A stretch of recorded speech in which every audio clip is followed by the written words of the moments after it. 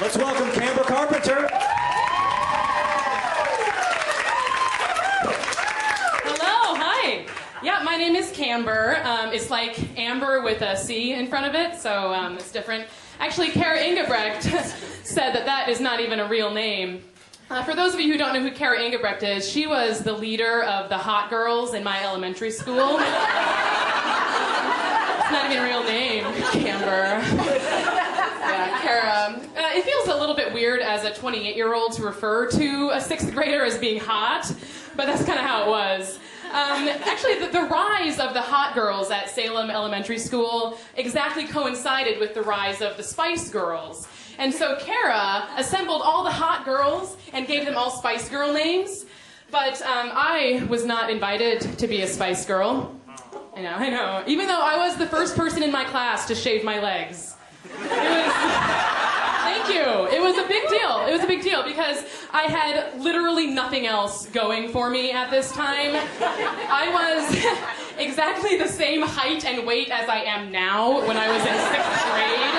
So I was like the ogre girl, like even more awkward. And it was pre-orthodontics, which for me meant a big gap in the middle of my front teeth and a fang that like wasn't descended.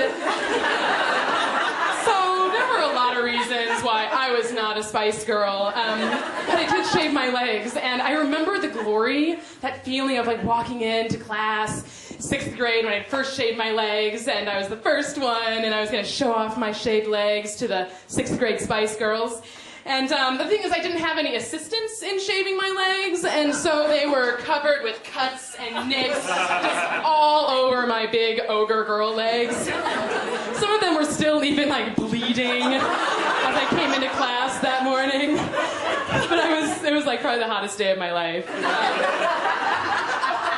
No one in my family has genitals. It's just kind of a weird quirk thing we have. I just like grew up in one of those families, you know, where sex does not exist. You don't talk about body parts or bodily functions. It just sort of, I imagined that everybody in the world was just sort of like a Barbie doll, kind of like a vague smoothness there.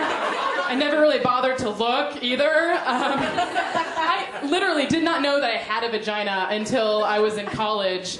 I was about 20 years old, and I was in the shower, and I put my leg up, on the bench to shave because I was the first person in my class to shave my legs. Didn't know if you knew that or not, but I was. So I put my leg up to shave, and I start shaving, and there's like a mirror right here, and I kind of looked, and I saw this thing, and I was like, "Oh my God, what the fuck is that?"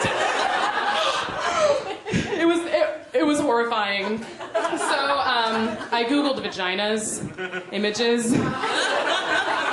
Guys, don't ever do that. Save yourself. It's for serious. I did it today because I was like, I should actually do that. And it's people dressed up as vaginas. It's pretty much what most of them are. So maybe just like skip that. Yeah. Somehow through all this, I'm single. Yeah. I've been single now actually for just a little bit over 28 years.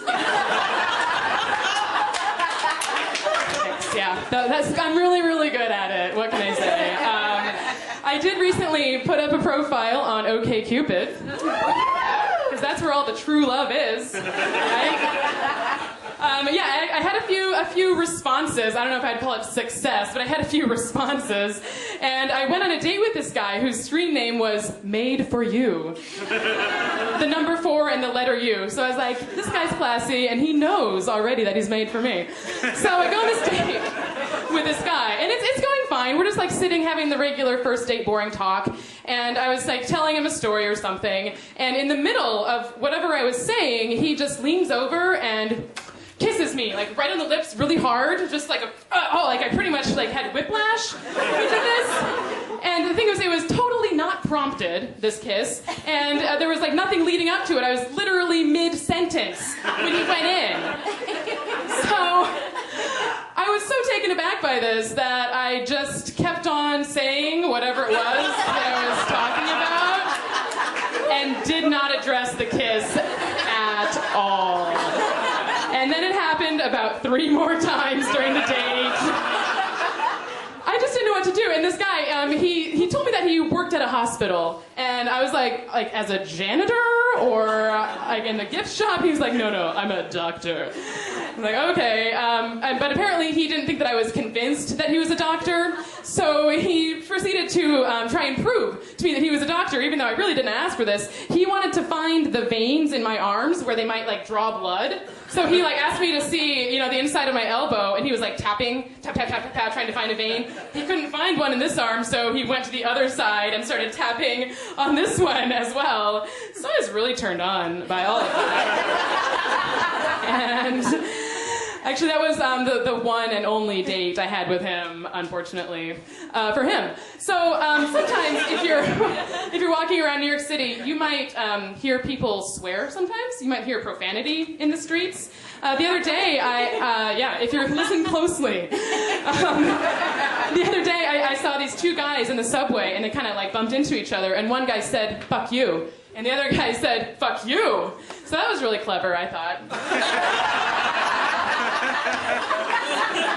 But really, it doesn't make sense. It doesn't make sense to me to say "fuck you" as an insult or as a downer at all, because in the purest sense of the word, fuck means to have sex.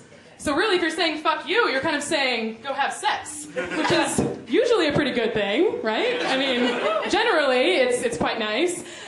So I'm trying to bring back the "fuck you" to its roots and kind of use it as kind of a nice thing to say to people. It's like, "Hey, how you doing? Fuck you." No, fuck you. Okay, all right. Thank you so much. You guys have been great, and fuck you all.